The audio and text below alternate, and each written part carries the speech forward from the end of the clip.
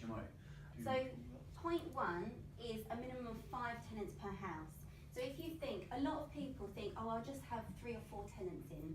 So if you think of this as a house, excuse my drawing, and divide it into 4 rooms, your first 2 rooms typically pay your mortgage. Your 3rd room pays your utilities. So that leaves your 4th room for your profit. As soon as you have a void, your profit is wiped out. If you have any more than 1 void, you're then in negative. So having 5, and we try and do 6 where we can, just minimises that risk. So if you have a couple of voids, and typically you will, with your smallest room is always your hardest one to rent out. So you can expect that that one will take a little bit longer. So we, like I said, try and go for 6 if we can. That's for a couple of reasons, as I mentioned, because it minimises your risk. The other reason is because a lot of councils, for 6 rooms, you don't have to ask for planning permission to turn it into an HMO. There's not planning permission as in planning permission to construct anything. But as soon as you go over 6 tenants, you will have to apply for that, and that's the same in Crawley. So 6 is a sweet spot. Any more than 8, and it actually becomes a bit more like a hostel, which you don't really want, because a lot of people don't want to live in that type of accommodation. They want it to be a lot more intimate, a lot more personal. So, yes, minimum of 5 tenants. So location. If this was the Bronx, and we're going to class this as a 1, and over here is Manhattan, and lights, and that jazz, and this is a 10.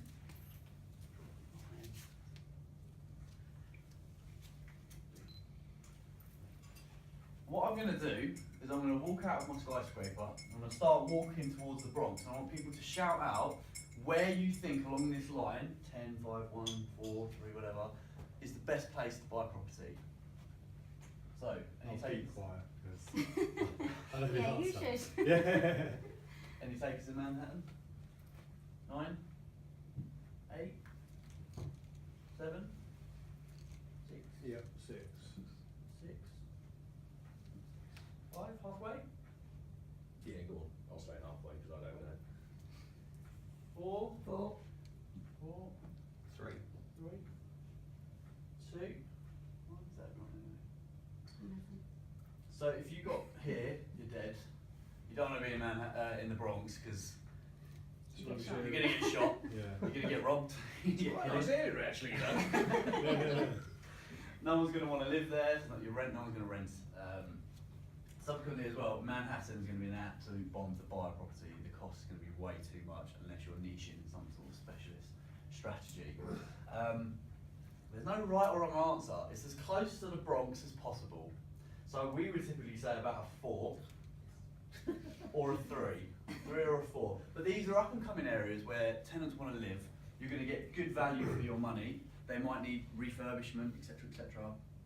And ultimately, yeah, it's just good value for money, isn't it? Really. Yeah, So the property is cheap enough that it will still provide good returns on your money. you might not find a Bronx though in the area. So we would argue Crawley doesn't really have a Bronx as such. Some may disagree. Well, from the fire office. You say that, but I woke up to this morning was Bewbush Yeah. finding a dead body, Dead body, last yeah. night. I was like, maybe we do have a Bronx. There we go. That's your answer. No, but typically we would say Crawley would start at a 3. So that would be your Broadfield and your Bewbush. But you know, like we were saying earlier about location, you need to be near. 1 in 3 HMO tenants have a car. So the other 2, they're going to need to be near public transport. So we would say very near bus routes, etc. 15 to 20-minute walk from the town centre typically. You don't really want to go too far further afield than that. Obviously, if you're, I keep nicking this point, but if your target market is students, you're going to need to be near a university. We'll mix this because this is my next point. But yeah, so that's location. You need to be mindful of your location. Okay, so point number 3 is don't mix your tenant types. So as Ollie mentioned at the beginning, our tenant type is working professionals.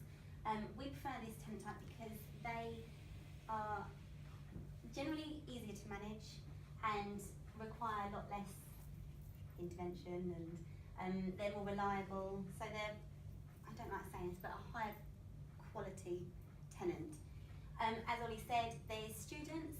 There has to be a demand for that. So a university, it can work well if it's well managed, but you have to also make sure that they are close to public transport, because students don't like walking. But I'm going to jump in. You could also say, because down near Plymouth at the moment is we've got a pilot coming later, and he's just finished his licence. And in Plymouth they have Portsmouth. That's it. Yeah, there's a training ground there. So your student could technically be sort of a pilot, or if you're in an area where there's a lot of training going on, you could risk it. Yeah. That, yeah. You also have to make sure that the university hasn't built purpose-built blocks, because if they have, or there's a plan to do it, a lot of the students will go to those because they're much closer together, all their friends are there, as opposed to a house which is not so central. And the last tenant type is LHA, so that's local housing allowance and tenants on benefits. There's a problem with this one in that if you go for this type of tenant, a lot of mortgage companies will not lend to you because they say that they are at increased risk of not paying their rent and increased risk of damage to the property. So it's a bit sad, but that's why a lot of landlords won't go for that type of tenant. Not mixing the tenant types, obviously everyone likes to stick with their own. If you try and mix the tenant types, like Ollie said, if you've got a student who's playing loud music at 1 o'clock in the morning and a person who's got to get up for work at 5, they're not going to live well together. So not mixing them means that you have reduced disputes, and also you want to create a community in your house. So having people that get along, they've got similar interests and things, creates much more of a togetherness and a more harmonious house. Okay, so number 4. Return on investment. We calculate, it depends on what your investing strategy is. For us, we are focused on cash flow, so that's one of our key criteria when we're investing. But a return on investment, which pen should I use this one? Is another great value. I wouldn't do it on yield because yield doesn't really tell you much, to be fair, does it? So yeah, return on investment, 12% minimum. We always aim for at least 12%. You know, trying to go to 15, 20 where possible. Over the 20 would be great. Which is obviously net profit divided by your cost of investment times 100. So as an example, we're going to do our paddock curse one, which our net, we're going to do it annually. So we get 4,800 profit a year. Yeah. So divide that by what was left in, which was 23,250. Yeah. Times 100 is a return on investment of 20.6. It is 20.6. That's just a rough example, but yeah, this is how we calculate our. Mark's got a question. Yeah, so at 4,800 a year, so that's net profit, Net profit. after everything. Yeah. Including the cost of the money you borrowed to put in the thingy. What do you mean What do you including? mean? Yeah, so you've got the cost of the mortgage, and then the money that you put into like refurb and all of that. Did you borrow that? We pulled it out because Yeah. we bought it cash. Right. Okay. So we. This example is in your booklet. Yeah. Okay. This is our buy to let. Yeah, Yeah. we paid cash 200. The refurb was about 19. Had a few legal fees of about 3. So the total Yeah. cost was It was 222. 223, 222. Revalued at 265. So we pulled out. Was it? Okay. And what's that divided by 12? That figure? This. Yeah. 400. 400 a month. Oh, is it? 400 Yeah. profit a month. Cool. All right. Cool. Yeah. And that's for how many rooms? 3 rooms. No, sorry. This is the Oh, buy sorry, to let. sorry, buy to let. Oh, okay. Yeah. All right, Yeah, that's that fine. as That's a- the buy to let. As an Okay. HMO, that's not very good. Right. Yeah. So you. Don't worry, Mark. So your buy to let makes 400 PCM. Yeah. Yes. Okay. Yeah. Net And this is profit. why we work on return on investment rather than yields, because we've left in 23,000 in that. So if that 23,000 was in the bank, and you'd be getting I think it's 1.25 at the moment, I think when I last checked the ISAs, that's not very much that you're getting. If we're getting 20.6, that's much more easy to understand in terms of, well, should I invest in property or should I just leave my money in the bank? Yeah. That's why we work on that. It's a much more real Yeah. what's the word? Example of Accurate. how your money's working Oh, that's a for you. 3-bed house, single let, is it? Yeah. Yes. Okay. Yeah. That was our first one, we were proud of that one. Yeah? Yeah. That's still not bad cash for that. How much, sorry, how Yeah. much No, did yeah. how much is that one worth? That one is worth, when we revalued it 6 months later, it was Yeah. worth 265,000. However, the prices have increased since then, so we estimate actually it's more worth about 300 plus at the moment. Right, okay. So it's made you 35 grand in equity increase. If you go on the mortgage valuation, yes. If you go on the market valuation at the moment, it's upwards of 80 grand. So we Okay. spent 222,000 on it in total. Right, okay. So that's still not a bad investment. No. Next June, July, we're looking to refinance that. We're not going to overgear, we're going to just take out the 23, so it'll be a free house Yeah. with an infinite return on investment. Yeah, so we plan to take out the remaining 23 and 250,000. And then that will be an infinite return on investment. Who's the mortgage with? That mortgage is with Birmingham Midshires. Cool, okay. Yeah. You need to get back. Why? I can't move. Right, so as I've already mentioned, a fortnightly cleaner. We've already discussed this, so obviously it minimises disagreements amongst tenants. Also, it's your property, so you want it well looked after, so it actually is an investment in yourself and your product.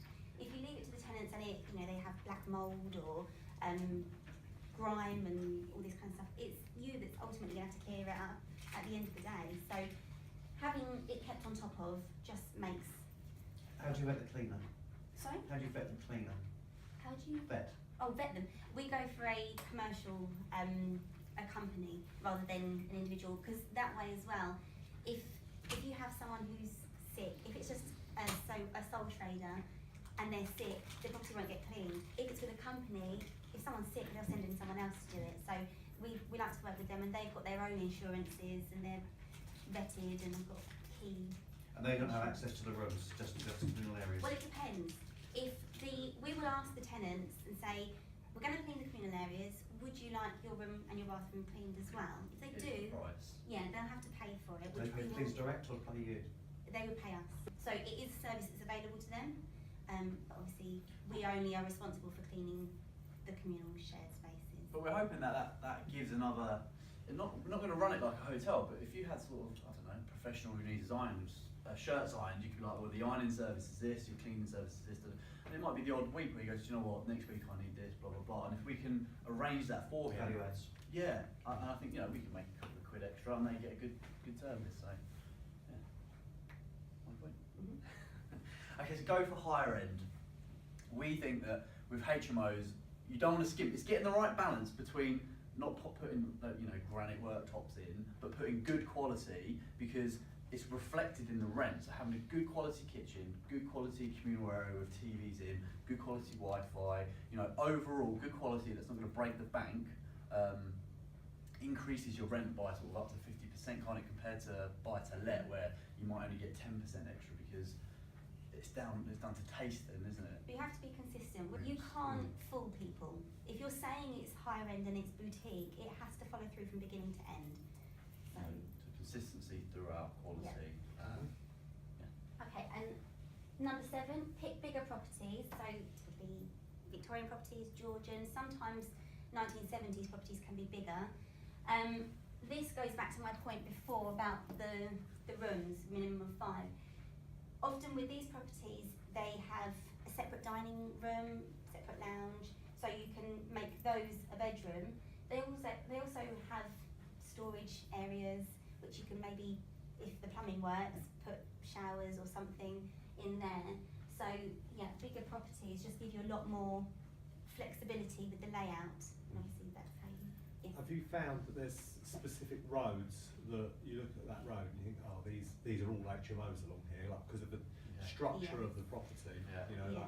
Like do you have any like Victorian houses? And No, or is it not really that? Crawley doesn't have Yeah. very many Maybe. Victorian Yeah. houses, because Crawley was actually originally created to be a council town. Right, So okay. a lot of them, well, pretty much all of them, are ex-council houses. But it's still big old shells. Yes, Yeah. and the good thing is that the walls are timber framed, so there's no brick in them. So actually moving the walls around, we'll show you when we go around. We had to move one of the walls 20 centimetres, and we're thinking, right, is it worth it? 20 centimetres, but we had to move it to make it the standard room size. When we actually took it down, like, oh, this is just timber, and we literally just picked it up and moved it 20 centimetres. Yeah, wicked. So Yeah, for us, that's really good. okay, Yeah. alright. Bonus one, number 8. Number 8, management. Management is sort of key. It's quite hard work finding a property, negotiating, getting it through to exchange and completion. So you've done all that. You then, I think even more so, which is harder, is then the refurb, coordinating builders, any sort of problems you might find. So you've done all that, you've gone through, and now you've got this beautiful product you've created. Management is key. You need to find good quality tenants. You need to vet them properly, and with HMOs, you need to find a good letting agent that's going to do that and going to do that properly and be up to date with regulations as well. Which is one of the reasons why we sort of, I won't talk about it too much now, but why we set up VC Investments, because as we were doing, VC homes, because as we were going around, we sort of found that actually a lot of letting agents didn't really want to manage the HMOs because they're a lot more intensive, aren't they? Managing 5-6 people is quite management intensive. So we set it up because we thought, well, one, people are not really wanting to do it. It's going to cost us 3 times the amount. Typically 5 to 10% for a buy-to-let. They're charging 15 to 20 for a HMO, and we felt we knew quite a lot as well. So that's why we sort of took that on board. So yeah, management is key.